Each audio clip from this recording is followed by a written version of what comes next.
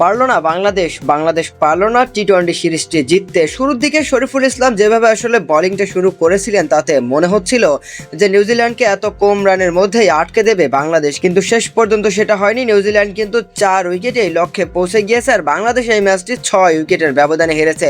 পাশাপাশি টি-20 সিরিজটি কিন্তু ড্র হয়ে গিয়েছে, কারণ আপনারা জানেন সিরিজের প্রথম টি-20 ম্যাচে বাংলাদেশ কিন্তু দারুণ পারফরমেন্স করেছিল চট্টগ্রামে, বাংলাদেশ কিন্তু জয় পেয়েছিল।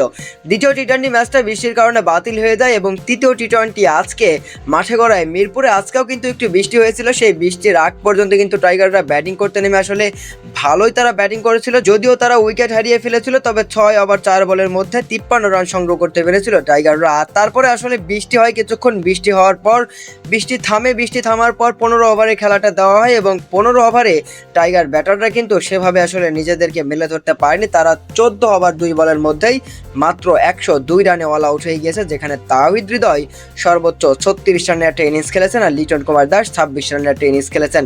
আর 103 রানের টার্গেটে ব্যাট করতে নেমে নিউজিল্যান্ডের ব্যাটারদের রীতিমতো হিমশিম খাইয়ে ছেড়েছেন শরীফুল ইসলাম। শুরুর দিকে তিনি একের পর এক উইকেট নিয়েছেন, দিয়ে একেবারে ম্যাচটা জমিয়ে দিয়েছিলেন, কিন্তু শেষ পর্যন্ত কিন্তু আর কোনো উইকেটের দেখা বাংলাদেশ পায়নি। শেষ পর্যন্ত নিউজিল্যান্ড জয়ের বন্দরে পৌঁছে গিয়েছে মাত্র 4টি উইকেট হারিয়ে, যেখানে জ্যাকবস দুর্দান্ত একটা ইনিংস খেলেছিল। 31 বলে 62 রানের একটা বিধ্বংসী ইনিংস খেলে নিউজিল্যান্ডকে সহায়তা করেছে ম্যাচটি জিততে। পাশাপাশি নিউজিল্যান্ড ম্যাচটি তো জিতেছেই, পাশাপাশি টি-20 সিরিজটাও বাঁচিয়েছে তারা।